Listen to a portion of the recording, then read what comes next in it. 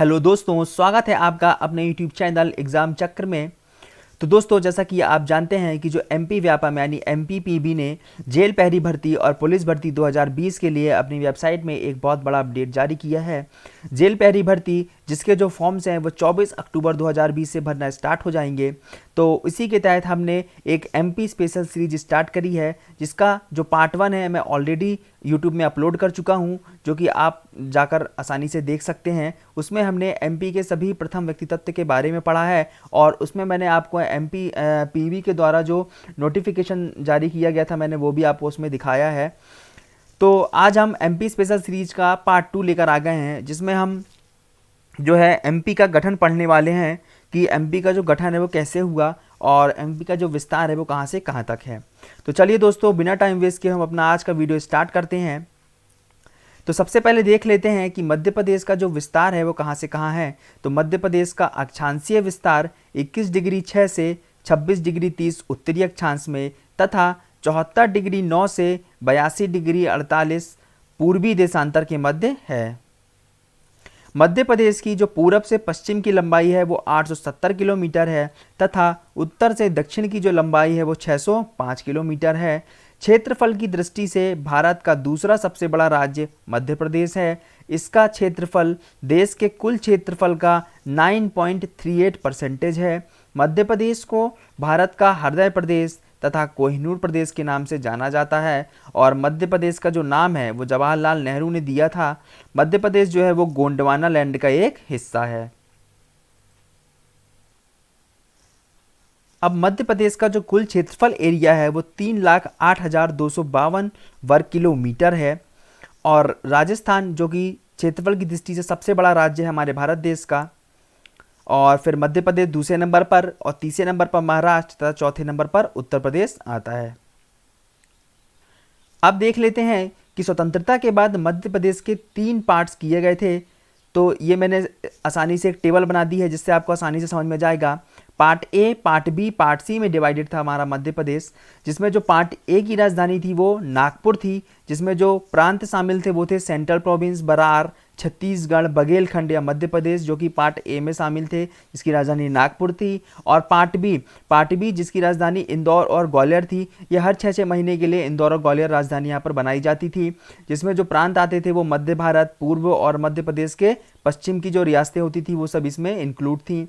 और पार्ट सी जिसकी राजधानी रीवा थी, इसमें पूरा विंध्य प्रदेश और उत्तर में जो स्थित रियासतें थी वो भी इसमें शामिल थीं। अब देख लेते हैं कि जो मध्य प्रदेश की सीमा है वो किन किन राज्यों को स्पर्श करती हैं। तो मध्य प्रदेश की जो सीमा है वो उत्तर में अगर आप देखेंगे तो उत्तर प्रदेश राज्य को स्पर्श करती है, जिसमें मध्य प्रदेश के जो 14 जिले हैं वो उत्तर प्रदेश राज्य को स्पर्श करते हैं। और पूरब में जो है वो छत्तीसगढ़ को स्पर्श करती है, जिसमें मध्य प्रदेश के 6 जिले जो हैं वो छत्तीसगढ़ राज्य को स्पर्श करते हैं। दक्षिण में मध्य प्रदेश के जो 9 जिले हैं वो महाराष्ट्र को स्पर्श करते हैं और मध्य प्रदेश के 2 जिले जो कि झाबुआ और अलीराजपुर हैं वो गुजरात को स्पर्श करते हैं और मध्य प्रदेश के जो 11 जिले हैं वो राजस्थान को स्पर्श करते हैं। कहाँ पर? पश्चिम में। तो उत्तर में उत्तर प्रदेश, पूर्व में छत्तीसगढ़, दक्षिण में महाराष्ट्र और पश्चिम में गुजरात और राजस्थान की सीमा से जो मध्य प्रदेश है वो स्पर्श करता है। आइए कुछ और फैक्ट जान लेते हैं। मध्य प्रदेश जो है वो एक पूर्णतः भू आविष्ठित प्रदेश है, यानी एक लैंडलॉक्ड प्रदेश है, जिसकी सीमा ना तो किसी समुद्र और ना ही किसी विदेशी देश की सीमा को स्पर्श करती है।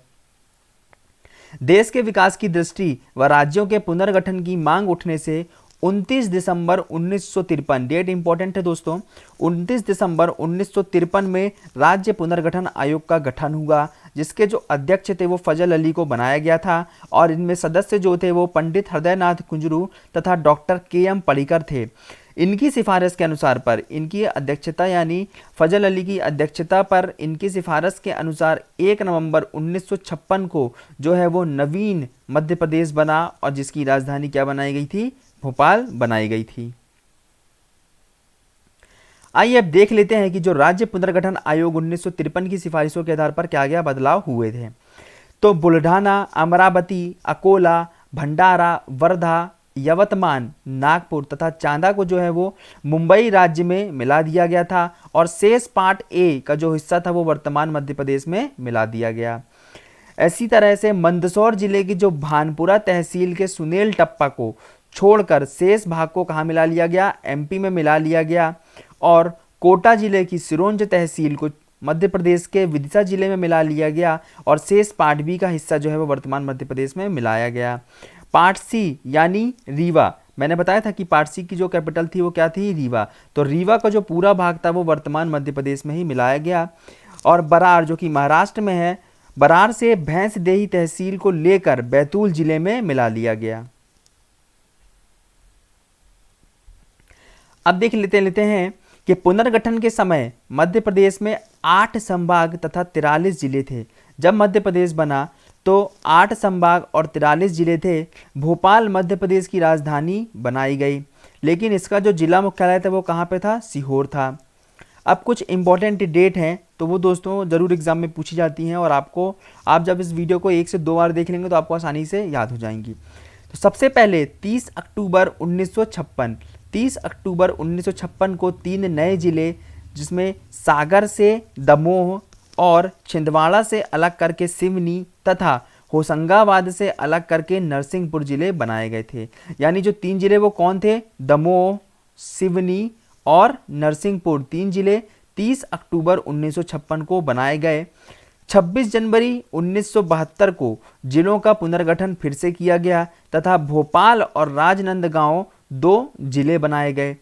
फिर 1980 को चंबल संभाग का गठन किया गया और 1982 में प्रदेश सरकार ने बी.आर. दुबे की अध्यक्षता में जिला पुनर्गठन आयोग की स्थापना की। फिर 1998 में बी.आर. दुबे की अध्यक्षता में ही आयोग की अनुशंसा पर 10 नए जिले और बनाए गए। फिर उसी साल 1998 में मध्य प्रदेश सरकार ने सिंहदेव की समिति की सिफारिश पर 6 नए जिले और बनाए गए, जिसमें जो जिले जो क्रमशः थे वो क्या थे, तो डिंडोरी, बड़वानी, नीमच, कटनी, श्योपुर और उमरिया। तो जिससे जो जिलों की कुल संख्या हो गई थी मध्य प्रदेश में वो कितनी हो गई थी, 61 हो गई थी।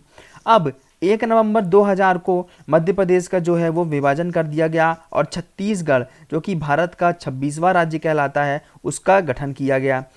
इससे प्रदेश के जो 3 संभाग तथा 16 जिले जो हैं वो छत्तीसगढ़ राज्य में मिला दिए गए। इस तरह से मध्य प्रदेश में अब 9 संभाग तथा 45 जिले रह गए थे।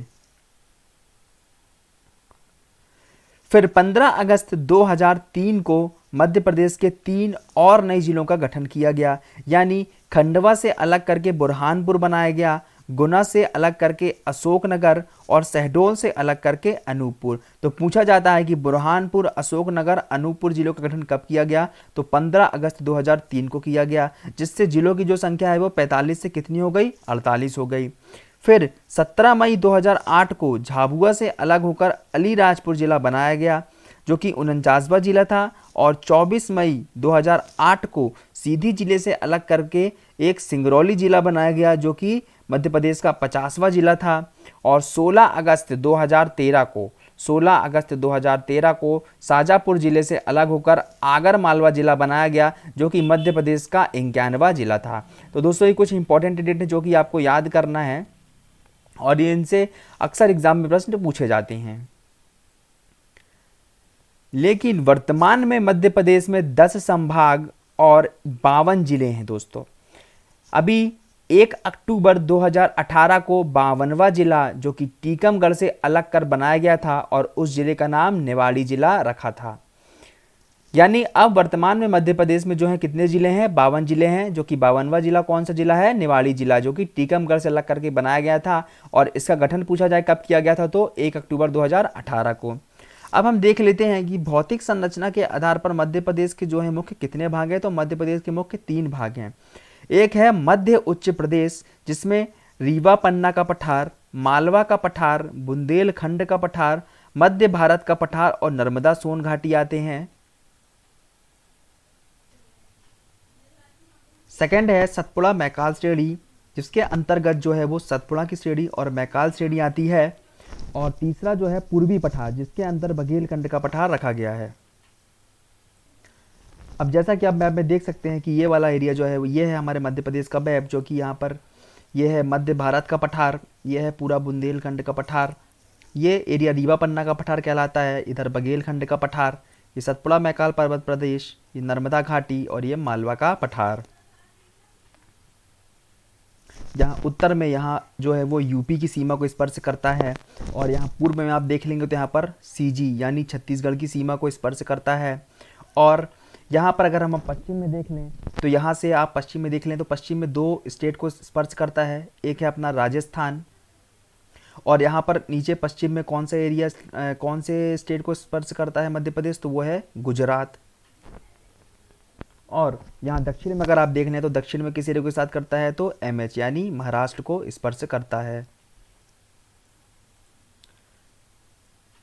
तो दोस्तों उम्मीद करता हूँ कि आपको ये वीडियो पसंद आया होगा। तो अगर आपको ये वीडियो पसंद आया तो प्लीज़ लाइक कीजिए और हमारे चैनल को सब्सक्राइब कीजिए। धन्यवाद दोस्तों।